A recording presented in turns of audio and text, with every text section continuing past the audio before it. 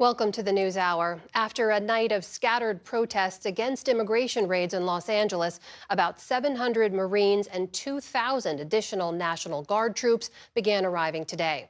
California Governor Gavin Newsom and the state's Attorney General asked a court to block further intervention from the Trump administration. But protests against ICE spread to other cities around the country this week. And for his part, the president gave no sign of backing down, saying the Guard and Marines were needed in Los Angeles.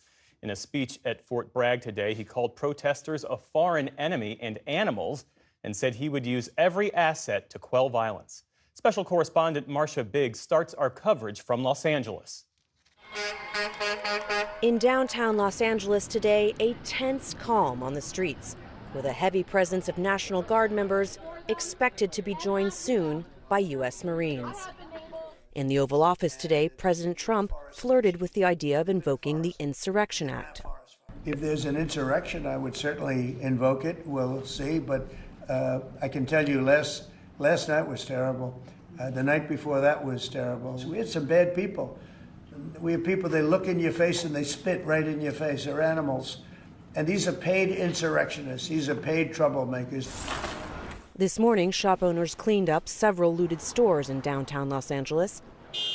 But California authorities have said the majority of last night's protests were nonviolent. In a congressional hearing today, Secretary of Defense Pete Hegseth said troops were sent to safeguard ICE agents. And we have deployed National Guard and the Marines to protect them in the execution of their duties, because we ought to be able to enforce immigration law in this country.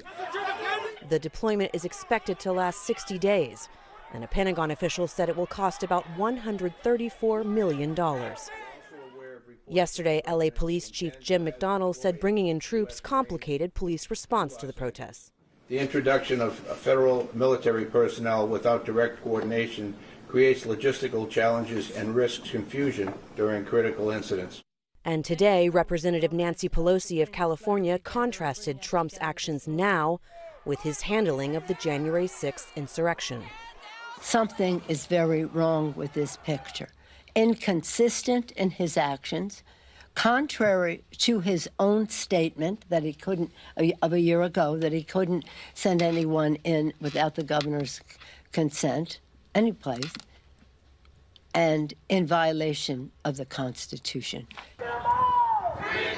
Elsewhere this week, from Atlanta to New York City, mostly peaceful protesters gathered in multiple cities to call for the end of ICE raids.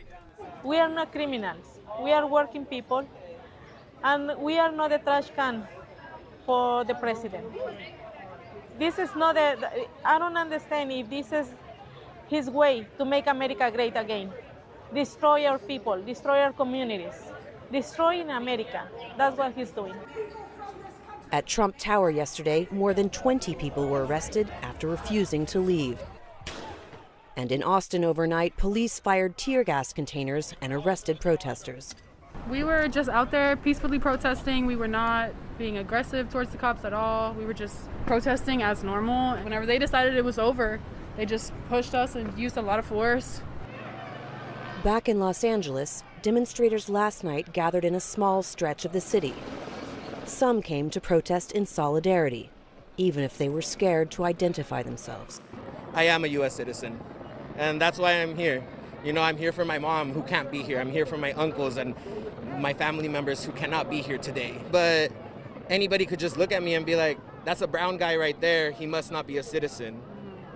So even with my citizenship, I'm still fearful of being out here. Kira Connor has lived in L.A. for 35 years. Yesterday, law enforcement and protesters stopped right outside her building. How do you feel about calling in the Marines and the National Guard? I have mixed feelings. I've lived here long enough through many, many riots, from Northridge to this, to Ronnie King, to all that. So it was bound to happen and needed. So I don't think the mayor or Newsom handled anything correctly. That's my opinion. Did Trump overreact? Absolutely. She says Trump is right to deport undocumented criminals, but the way the raids were conducted is ripping LA apart and has struck some of the city's most vulnerable communities. Instead of being the nice, showy president, someone has to make moves. At the same time, you don't go after 30 and 40-year-old, people in the garment district that have been working there, and I know that they have grandchildren and great-grandchildren. They make up LA. They make up downtown, and now they're gone. Their family is ripped apart. To do this right after our wildfires, this is insanity. We can't take anymore. We believe that about 200 people or more have been detained during the past 3 or 4 days. Jorge Mario Cabrera is with the Coalition for Humane Immigrant Rights. He says they've been inundated with calls from families, desperate for information about their loved ones. We only know of probably a dozen or so individuals that we can actually talk to about their case, which means that the others could just simply be already deported or on their way or forced to sign, which is what we're also hearing, that people are being not forced, but certainly encouraged to sign their self-deportation. How scared are people? Today I spoke with a couple of workers that went in to do what they need to do to earn their living honestly. And I asked them directly, why are you here? Aren't you afraid? One of them said, what I do with my fear is I bring it with me, put it in my pocket, and go on. There's no other option for me.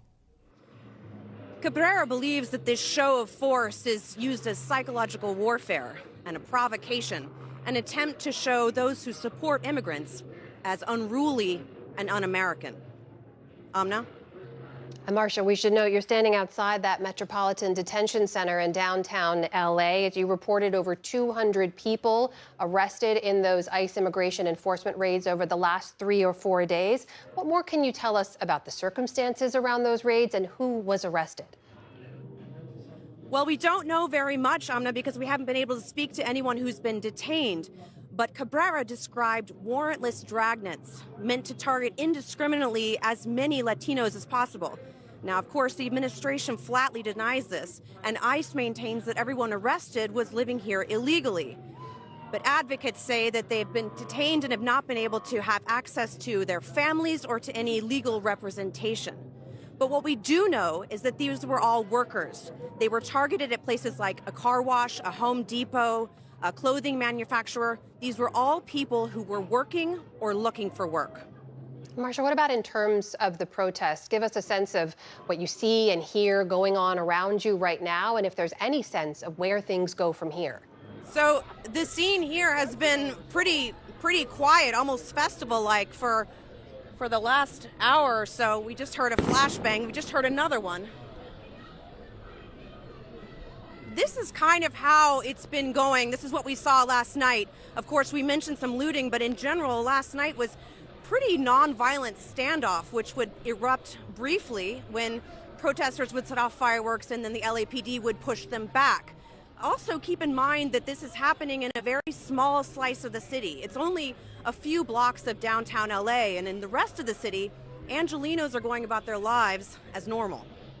All right, that's Marcia Biggs reporting for us in downtown Los Angeles. Marcia, our thanks to you and the team. Please stay